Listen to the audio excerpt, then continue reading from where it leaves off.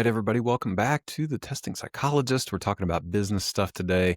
Specifically, we are talking about optimizing your website for AI search. If you don't know what I am talking about, that's okay. I'm going to talk through some of the details and give you some strategies here in the episode today. This is one of the, I think, most important but probably least understood shifts in online visibility for our practices.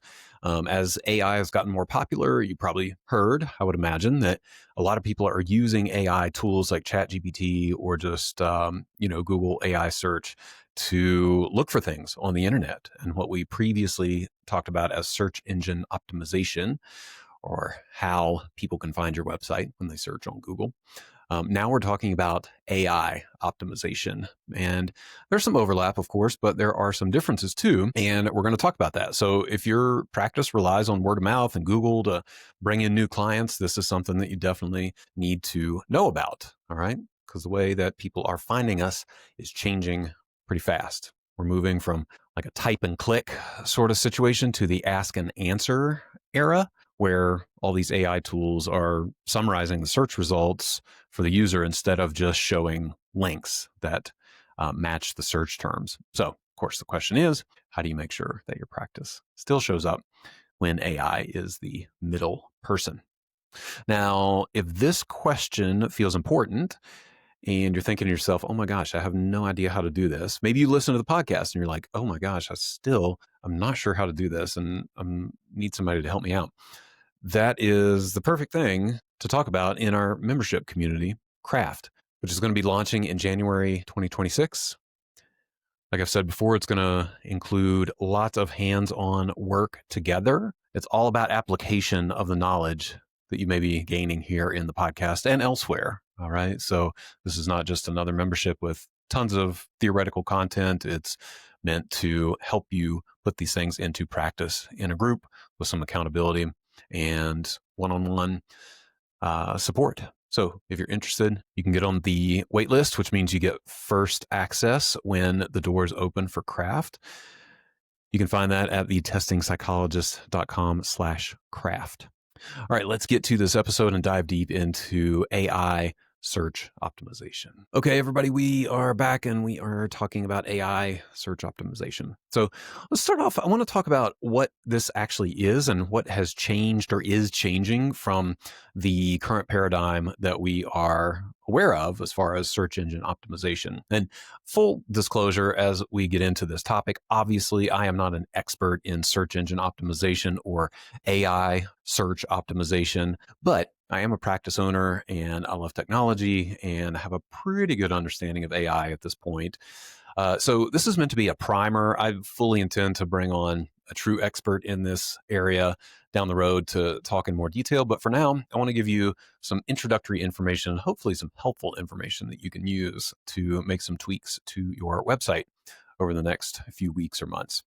Okay, so what is actually changing? Obviously, AI search is becoming a big thing. Okay, so as best we can tell, the estimates I found are saying that about 50% of folks in the US are using some kind of AI tool at least once a week for information or recommendations. And according to current SEO industry analysis, AI summaries and these zero-click results now account for a significant percentage, again, often cited somewhere around 50 to 60% of search impressions. And we can say for sure that this is increasing rapidly as more and more folks get turned on to AI and are using AI either deliberately or not to find things. And when I say or not, that's just referring to the idea that Google is now putting AI search results at the top of the list, whether you know it or not. You probably have recognized it, but it's labeled as AI search results. So you may not even be going to a separate tool like ChatGPT to search for things or ask questions, but it's built into Google. So what does that mean? That means that people are getting answers without ever visiting your website. Right. So previously people would search for who's a good child psychologist in Los Angeles. And if you don't have a good way to answer that question on your website, you are now kind of invisible.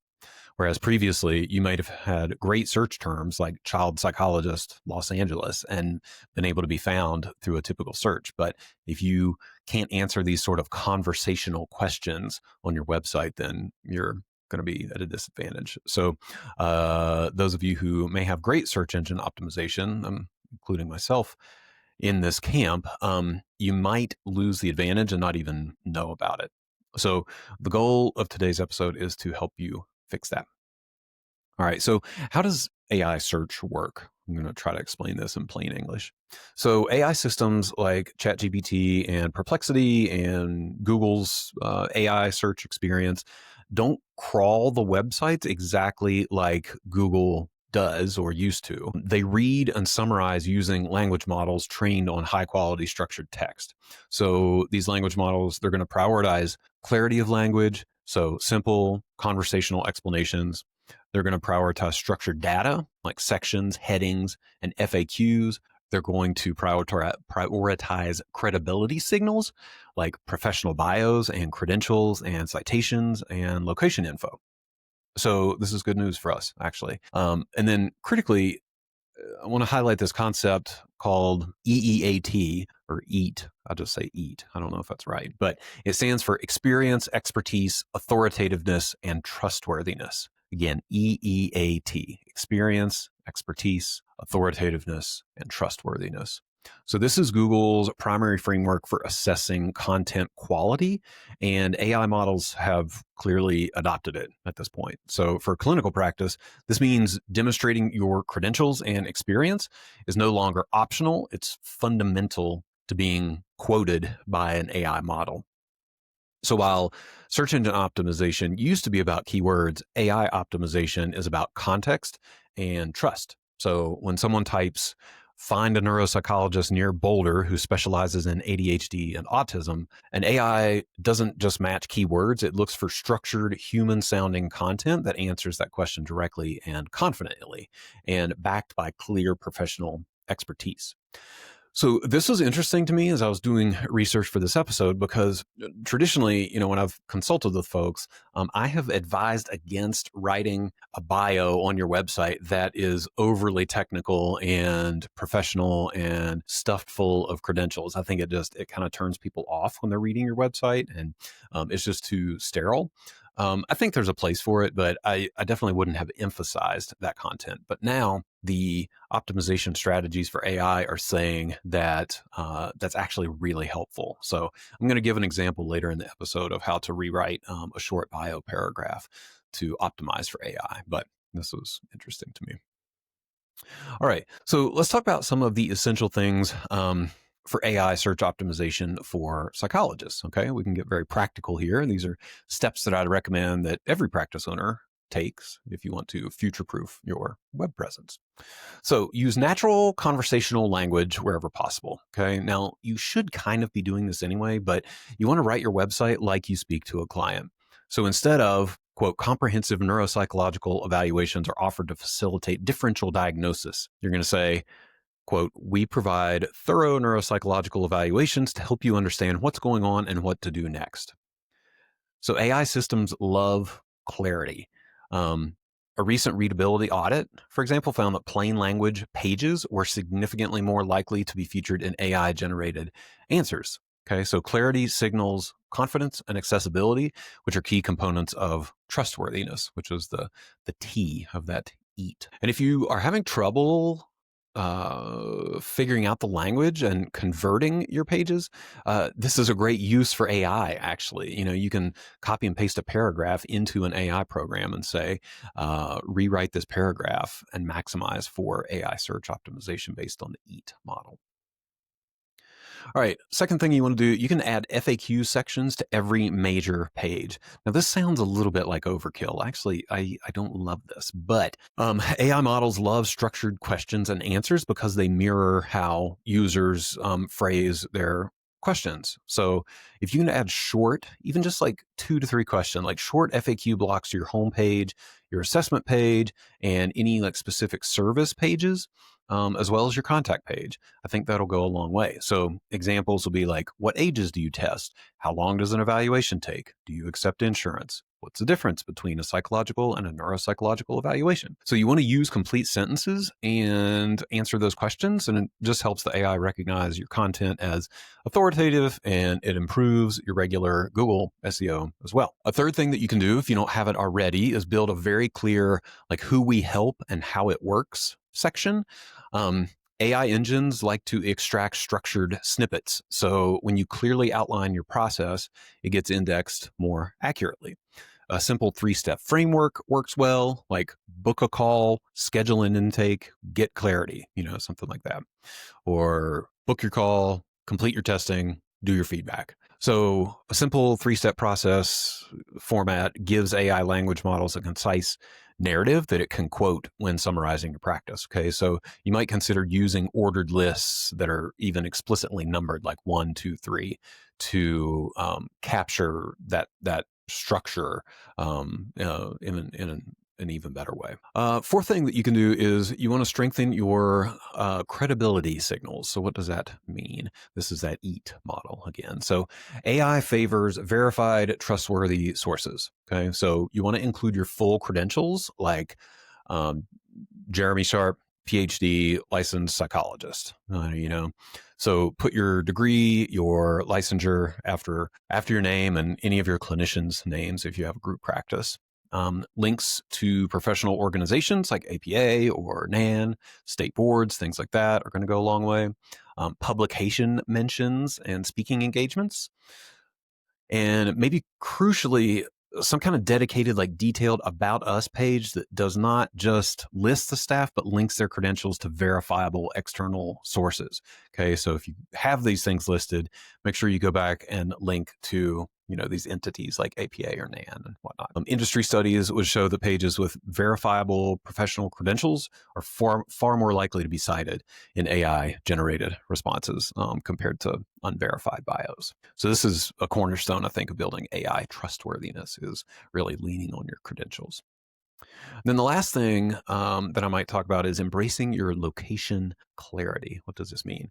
So AI search is hyperlocal. All right. You want to include your city, your state, surrounding areas naturally throughout your copy, not just in the footer. Okay. So a good example here is we provide ADHD and learning disorder evaluations for children and adults in Fort Collins, Loveland, Windsor, and the greater Northern Colorado region. So that one sentence alone tells an AI system exactly where you are and who you serve. So this is some overlap with traditional SEO, where Google likes those location cues. All right, so that's 5 kind of bedrock, like, basic things that you can do, I think, to improve your AI optimization. But if you want to go a little bit further and do some advanced optimization, here are 3 tactics to do that. First one is called schema markup. All right, so already I've probably lost 90% of people, including myself. So schema is essentially like structured data code, I guess, and it tells the AI systems exactly what your page represents. So you can add schema markup to your pages. You can Google it and learn how to do this, but you essentially want to add, like, local business and person and FAQ page schema tags to your website. These are going to be invisible to the reader, but highly visible to AI models. And again, you can do a search.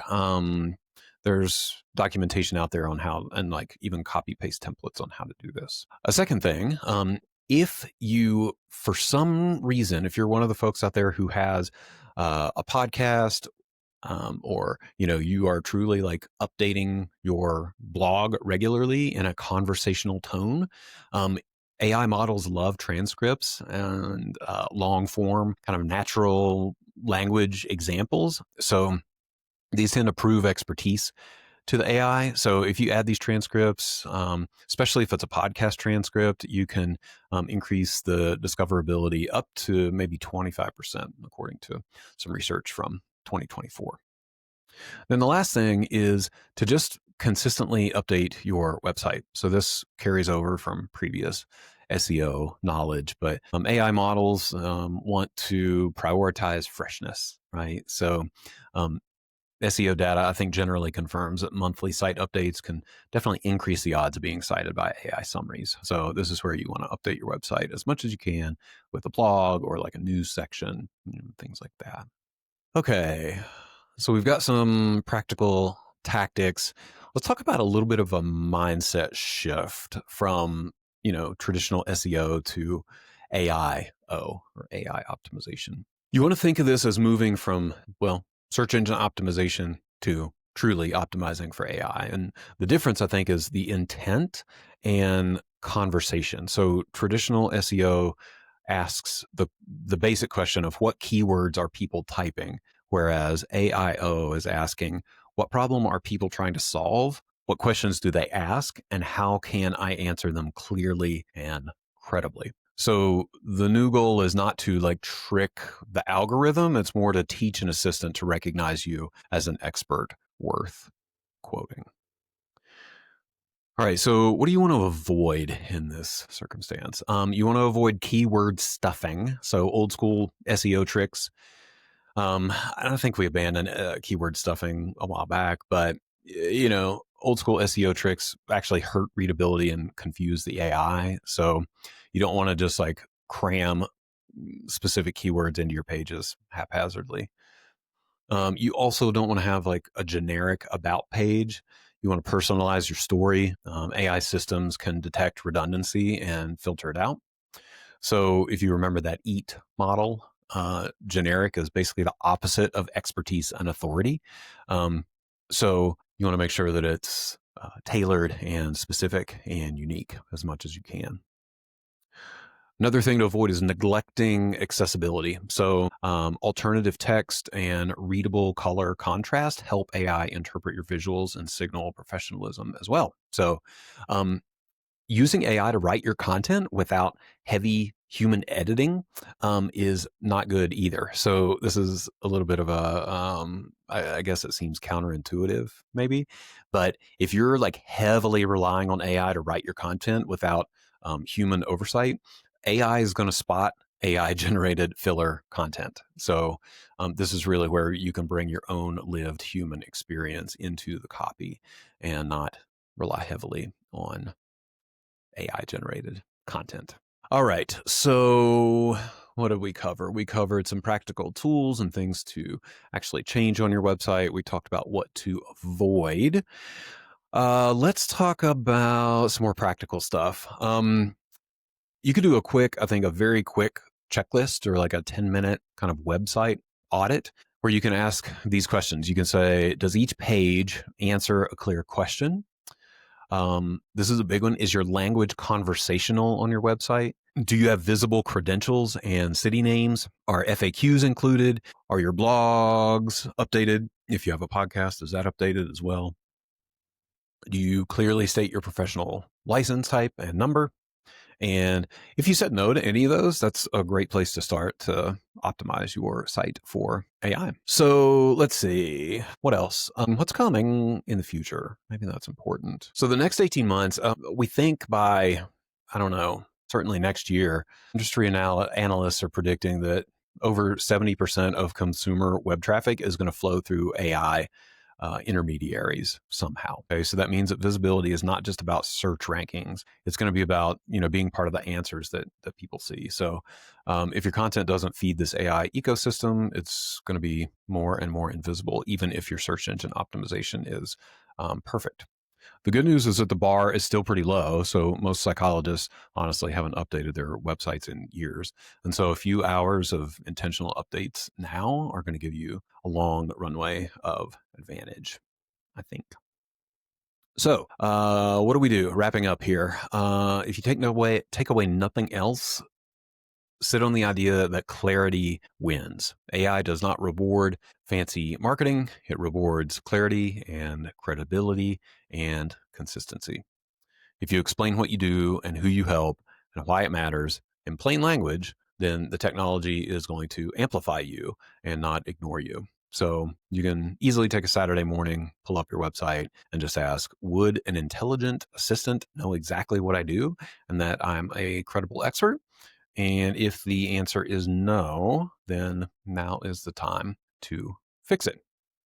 And as promised earlier, I will give you an example here as we close of how to rewrite a professional bio in a way that is more AI friendly.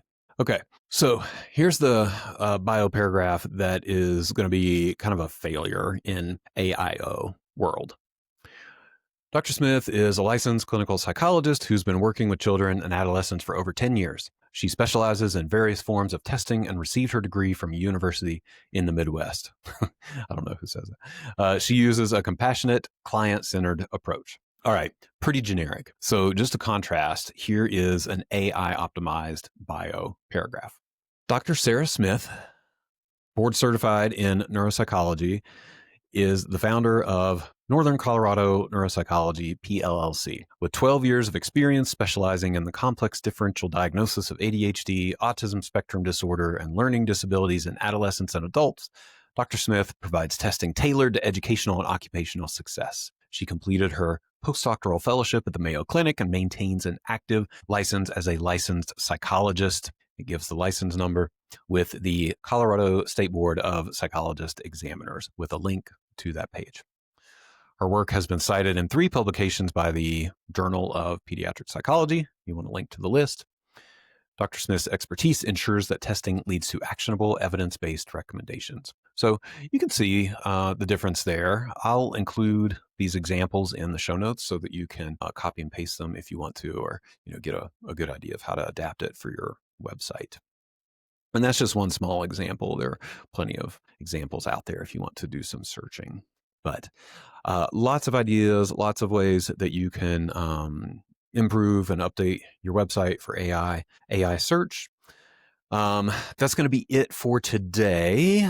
If you want, again, step-by-step help implementing some of these things, check out Craft.